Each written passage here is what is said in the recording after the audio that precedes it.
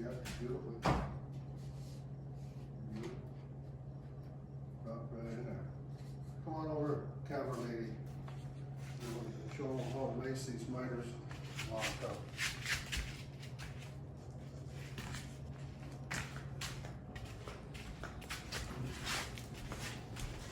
Okay, get in here.